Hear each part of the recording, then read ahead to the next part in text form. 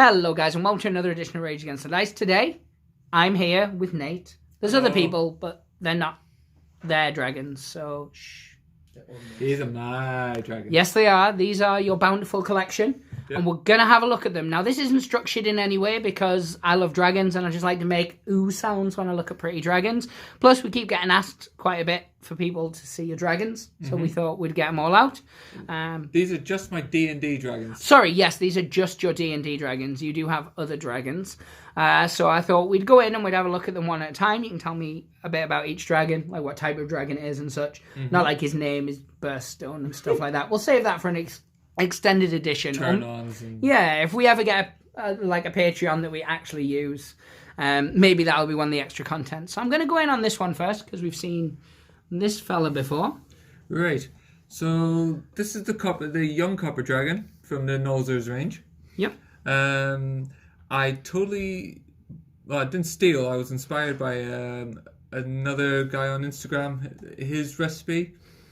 So it's a Vallejo one. It's kind of like a rust brown base, then brought it up with their copper and then their gold air. So it's like a really thin paint. So you get this nice finish, and now I just gave it a wash. And the kind of the turquoise oxidation is the contrast paint. You know, just thinned and layered out. You've used contrast paints actually quite a lot on these dragons, not just to paint the whole model, but to give effects and things like that. And we're going to see them as we look across them. Yeah, it's a really handy tool. It's not this be all and end all that some people think. And it's not the Antichrist that other people say. It's just a tool. So we're going to move along to the next dragon now. This is the young brass, which has appeared on the channel before. This is one of the ones that I was saying how you get the different metal effects. Yes. Well, here he is finished. So it's a gold base, a kind of a flesh wash to give him like a ready kind of gold, and then just kind of like highlighted back up with gold. And the wings, I basically painted the whole thing gold, and then I've just gone in and that works well. It's catching it, yeah. That's kind of the black contrast thinned out. Well, there's a red contrast over the whole thing, then black contrast thinned and kind of thinned up. So then red on the end, black on that side, so you get like a gradient. Just kind of did that over all the wings, and it's beautiful. Shimmers nicely. It's good like this for that. Let's move on to the next one. So we've got the bronze. They're getting bigger as we move along them. It's beautiful. We've got the bronze there. And again, this one's been on the channel before, I believe, during the same painting video. Yep, because it started with the same base gold. This one got the sepia wash and then kind of highlighted back up, as you can see. And that one's just the green Creed camo. The contrast kind of thinned as we kind of go along, so you get the gradient again. I think now we're going to go big, and then we'll go small again afterwards, just to confuse the folks at home. Partly because I've been staring at this the whole time I've been filming, and trying not to move the camera onto it too soon. So we have Icing Death from the Legend of Drizzt D&D icons. Yeah. This is the gargantuan white dragon. Let's get that bad boy out there. So I committed utter heresy because this was a pre-painted model, and often you'll see these go for stupid money online. I got for a pretty decent price. 4 billion yen. Nearly 9 billion Zimbabwe dollars. It's pretty good to the pound. So I repainted it again. Again, it was a white base, and this is contrast. This is the Apothecary White. Thank you, Liam. I've heard good things. Obviously on a texture like this, you can see how well it comes out. And did you say it had a grey base? Or white base. Oh, white base with then that over. White base on this one. Then went back, picked out on the muscles, redid it, so you've got a white highlight on the muscles. And kind of on the ridges and whatnot, you can see. Then basically I painted the exact same way as the white dragon we did the paint guide on. Yes. Except on the wings, with this being an older dragon, I went for a really a dark purple and then worked up. Was that at Vince's request, or just because you felt it matched? Looking at a lot of the artwork for the white dragons, they tend to have like almost like a purple or pinkish tinge. So I went with that because I've seen a lot of them using like a blue tinge, but I wanted to have something a bit different. Cool. Let's move on now to our next one, and again, this is a smaller one. Yep. And this is a seen previously one. Yep. This is the young white, which paint exactly the same as Icing Death there, but I went for a lighter purple on this one, just so like almost like it gets darker as they get older. Yes. Yeah. So next, those two next to each other, they do, It's like daddy and child, or me walking next to any grown up. Yeah, I was gonna say that. I've gone with the same color scheme, just kind of gone a bit heavier as they get older. And that kind of motif will be shown across a couple of the other dragons. It will, yes. But I think it's time to go green. We're going green. Not in the.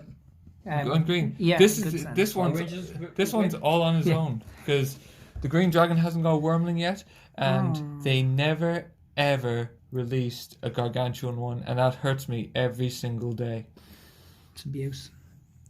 I'm a big fan of this one, though. I like the pose on it. It's a great pose, nice action pose, especially when you think with a 28mm model being about that big, he's kind of swooping in for the attack. There's not a lot to say about this guy. He's great base. That's Warp Lightning. The contrast to give me a start. Then let's think. It was a black wash on top of that. And to give you the definition, then highlight it up with a mixture of like kind of more regular green recipes. Kind of then there's a dry brush on his belly because he hasn't kind of got a definite bit where his underbelly ends. So I kind of just mixed it in with like a dry brushing. Did the same on the wings and just a sepia wash to give it a bit more definition. Now, do we want to go blue or black, Liam? Blue. Liam's gone blue, so We're going blue. and we'll catch them as a family first. Right. So the blues, I went with kind of some of the literature goes into kind of them getting darker and duller as they get older. So I thought I'd try to accentuate this as we go through the whole family. So the Wormling, who's the cutest little guy ever. I mean, look at those ears. Baby Yoda ain't got nothing on this guy. I agree. Looks like a gremlin. He does have a gremlin-esque look to the face there. Very Gremlins too. So he is Talisar blue with a light highlight of a blue-grey on top, just to pick out the edges. But what I also did before I painted him, he's a grey base, but before I painted him, I did a white highlight on the grey before I put the contrast on, which I'm going to be doing on pretty much all the models in future, because it comes out great. You get a great kind of have extra. You get more bang for your buck out of the contrast doing that. You can see on his neck there. You can see how you get a bit better gradient on the scales. So yeah, his wings and belly are a like old bubonic brown, which I have no idea what they call it these days. There'll be a conversion chart online for those who are that interested. Because just how the artwork looks. Yeah. So then like kind of a sepia to brown it up a bit more, and then kind of added white for the highlights. Nice. He does not want to stay in focus, does he? He does not, because they're trying to focus. It's trying to focus on the two giant blue ones behind. But he comes with gemstones. Gemstones. I like the pilot gold better, but yeah, to each their own. Silver and contrast gives you a nice shimmery gemstone. It's beautiful. Right, let's bust in on these. Then we're going for another Nolzers. This is the young. He is a blue-grey base. So they're getting a bit duller now. I want some a bit darker. All the underbelly is the same, but he's blue-gray, black ink, highlight back up, and kind of like adding of a light grey for the highlight. Wings done the exact same way. Not a lot to say about him, really. I haven't said. Everyone just wants us to move on to the bigger one, I think. Yep. Not that there's anything wrong with you, little fella. Don't get cross. You gotta treat him right. She does come with some plastic lightning, kind of like as a breath weapon. Yes. And despite painting it up and looking pretty cool until you put it in, where I think it looks lame as all hell. A lot of these models have the little bits of plastic lightning and spell stuff off, and I'm not a fan of most of it, to be honest. There's a couple that have got spinning weapons that look pretty cool. But... Yeah, so I guess the monks. Yes. The Necromancer looks pretty sweet, but I just don't think it works on this model. Yes. Because lightning is a quite hard thing to try to depict. The fire looks a lot better than the lightning. Yes. Right, but that's enough of that. Because people want gargantuans. Here's another repaint. Because these came pre-painted and... Look at this anger in the internet. I love it. Yeah, it's minging. So this is also actually a contrast base. I went for the white highlight before I started on it over a grey. Then this is ultramarine blue? Contrast. Yeah. Yeah. It's ultramarine blue, which was the start, and then use just regular acrylics to define all the edges and whatnot. But it even if you're not using just that, it does actually give you a great starting point for your models. Yes. Wings done the same way, obviously with the texture. It just naturally is darker because it takes a lot more of the wash. Same with his underside. Yeah. Oh, showing his bits off. Oh. Cheeky. Luckily, we're marked as not for children. It's fine. This one's got quite a silly tongue hanging out, but I can learn to love that. He's derpy. I like it. I'll mention on this one how I've done the horns, because as you can see, this one has all the horns. They were fun to paint. I can imagine so. They I start with what's barbarian leather from Coat d'Arms. Yep. Then it's what used to be called bronzed flesh, GW. Which is Bugman's now, is it? I think so. Then I think it's changed again. skeleton bone and white. Is Bugman still available? Basically, how the easiest way I do this, my recommendation, especially with bigger horns, is angle your brush this way on, and then just stroke it, so you get. Not like that, Alan. You get like the kind of the grain effect almost. But this one is quite a funny model in the way they've designed it, because they've gone for rule of cool. But this blue dragon could probably kill itself if ever it decided to look down. Just saying. Yeah. They never look down. It's a dragon. Why would it need to? Also, this is one I started playing around with technical paints. I'm a big fan of technical paints. I get some pretty decent effects from them. Like after kind of adding a few little bits and pieces, I used the Agrellan Earth to give the kind of cracked mud effect. But he covers a lot of the base, so I didn't want to have to go nuts with his base. Yes. Because, Shall we move on to some black dragons now? We'll do the black dragons next. I love the derpy face on the gargantuan one. He lived in my house for a while. He's brilliant. I just like the fact that he looks like he's going, there's a small one. I think he looks like he's doing the Thriller dance. Yeah. So, but to each their own. These are all painted the exact same way because I'll let the sculpts show the age difference, because the lore is that as a black dragon gets older, skin around his face gets tighter. Yes. And their face becomes derpier, seemingly. Yeah. So we start off with... Like Alan. Tight face and derpy. Start off with... It's his Tinder profile. Unless Ben's watching, then he doesn't have a Tinder profile. There we go. So there is... This is a grey base with a kind of white dry brush again. Then I used the contrast black Templar on that. And to be honest, that was 90% of the model finished. There's no massive talent to this one. It is literally just, I mean, there's no massive talent to any of them, but And was it the exact same style for the two others, or did you get Yeah. the same colours from different techniques? nope, same technique. That's commando car, not It's a green. I'm trying to remember what the colours are. Graveyard Earth, Not a then green. Graveyard Earth, followed by Commando Khaki, and then a Green Wash, and magic happens. Does look pretty nice. It's very pretty. I'm sure I've spent like 12 or 13 layers to get a similar effect before. So That's because it's just a matter of painting. Fast, but good as well. exact same technique on this guy. He's my favourite of the three. He is very cool, very menacing pose. I like Yes. that on him. So yeah, exact same on this guy. And just trying to tie in all the dragons.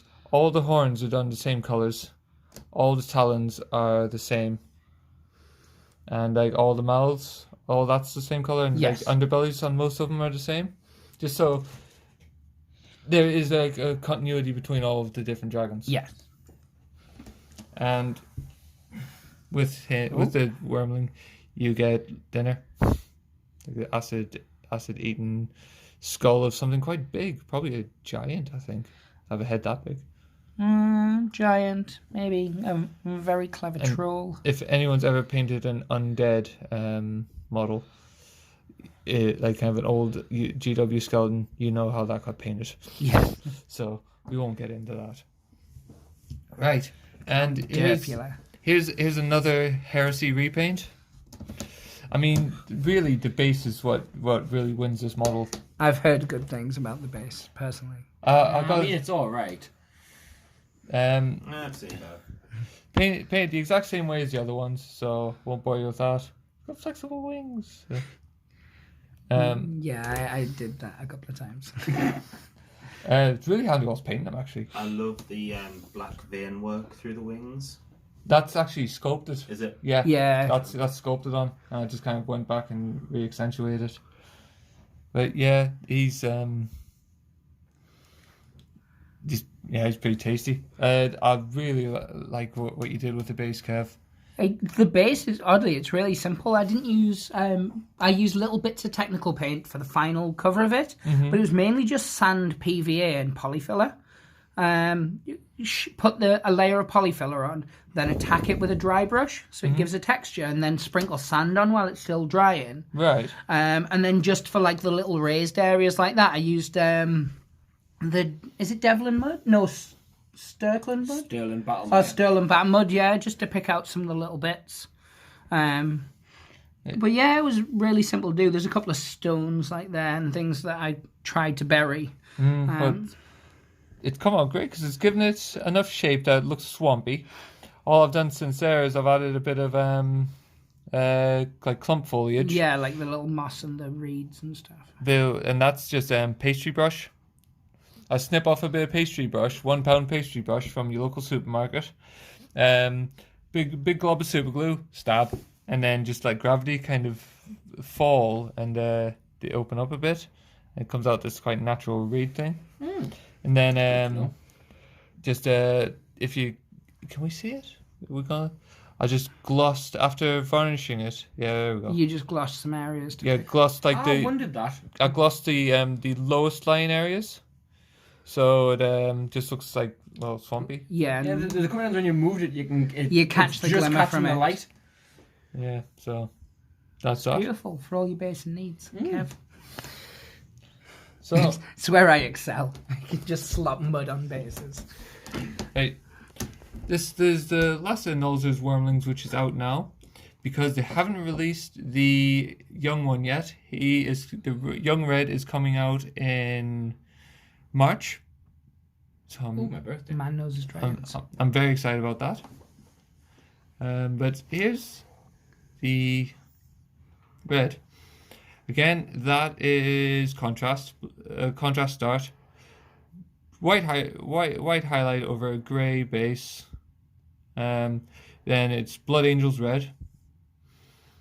The wings are done with a little bit of the black mixed with the red, adding a little bit more black, all thinned, of course, just to give you that nice smooth transition. And flames are done in the technique that I use, which is paint it really, really quick by painting it white, and then before it's dry, painting yellow over most of it, then quickly paint orange over the rest of it, then red, and then adding a bit of the black to that, and you get this smooth but kind of sloppy flame technique. Yes. Which works. You just have to be fast rather than good. Yeah. Fast rather than good. The jokes write themselves. They do. Title of Alan's sex tape. Indeed. And yeah, that's him. Belly done the same as the rest of them. Yeah. And he has a pile of gold. And he has a pile of gold. And everyone knows I love gold. Yeah, that took ages to paint. It must have been a struggle. I mean, I decided to break it up a bit with some silver, and yeah, I mean, if you actually look, that the people criticize sometimes the nosers. They say, "Oh, the sculpts aren't very good," but to be fair, those are tiny little gold coins, and they've got detail. Yeah, and they've got different detail for different shaped coins and things. So it's, it's. The only problem I ever have with them is occasionally you'll get one that's a bit bendy. But sculpt-wise, I've never had a problem with them. Funny thing I've found is if you boil them, they revert from the shape that they should be. Where they've gotten bent in the blister. Yeah. But then if you quickly plunge them into cold water, I don't know if it tempers the plastic or something, but they go hard. Much like you would when you straightening back up resin. Yeah. But if you plunge it in water, where you had quite a floppy sword beforehand, it actually it'll never be as stiff as a plastic model, but it gets a lot firmer. Because the arms on my doppelgangers, when you try and put paint on them, they almost bend right the way back. Give it a temper. I'm gonna temper it. Templar. Right. So the pièce de la résistance. I will desperately try to remember how I painted this, because I painted this about 12, 13 years ago when these first came out. Which means, and this will disgust people, I paid £30 for it, brand new. Oh my god. And just roughly how much are they going for now? I've seen one going for £450. Probably not painted as well, because it would have been pre-painted. The pre-paint on this was awful. So, if I remember, this is kind of pre-Army Painter colored primers. This was painted with Halford's red primer. Oh, that's old school. I haven't used Halford in years. Yeah. So, how are we looking? We're good. He's kind of red primer, then ink wash. I've recently gone back and touched a few bits of him up, but we'll get on to that. The police have been on about that. I mean, on the plus side, it can be used in the court case. Show us on the model where you touched it up. Well, pretty much everywhere. Everywhere. Red primer kind of, and like a soft brush highlight, trying to kind of bring the scales out, and then just kind of going lighter where the muscle areas are. Repainted the flatter scales just to give them a bit of a contrast. The wings I went for a lighter red, and I did paint these veins in. One for purple, because purple. Indeed. He's got better back definition than all of us combined. It's true. Like I said, I've gone back, touched things up, redone the horns so they're a bit more pronounced now. I've repainted these so they're consistent with the other ones. Yes. These used to be bone coloured.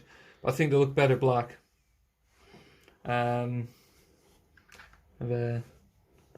even like the base on it. The base was that's green stuff, smushed, and then scored, yeah.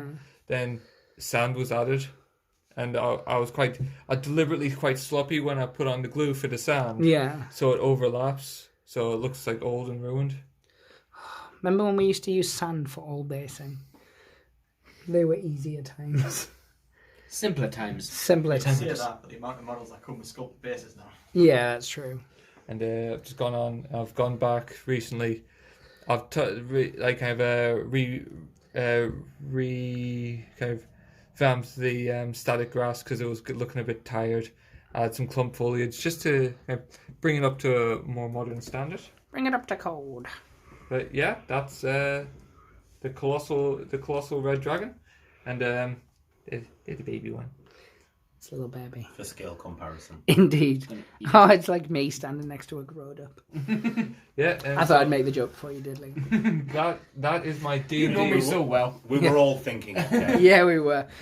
So, guys, you've asked for dragons and we've given you dragons. So now you'll leave us alone for the next couple of weeks while Nate paints up stuff that aren't dragons. I know you're sad about that, but not everything can be dragon. There's no more out till March. But that finishes it. The gold, silver, and red are out in March. And then it's just wormlings after that. Loads of wormling painting tutorials. That's what the people want. But no, I do appreciate you logging all your dragons down because there's a fair old few of them. I appreciate that Alan managed to stay silent for a full 30-minute video. Well done, Alan, you. He now wants to speak, but he doesn't want to break the streak. Go, Alan! Do it, Alan. Do it. You can do it. So yeah, guys, give us a like. Give us a thumbs up. Give us a thumbs down if you want. If you hate dragons, nobody hates dragons. Leave a comment on which is your favourite dragon. Obviously, it's Big Red. No, Derby Black. Oh, they're all so good. I don't know. But yeah, let us know which one you like. Death. Is that your favourite? He's so cute. Cute. He's pretty cute, and he's got that Gremlins 2 look to him. But yeah, thanks very much for watching. Enjoy the dragons. Pray to Dice Gods hope to smile upon you, and everybody say goodbye. Bye. Bye. Say goodbye, Alan. He can't. Bye. We didn't even hit the 30-minute mark. You ruined it. Take care, guys.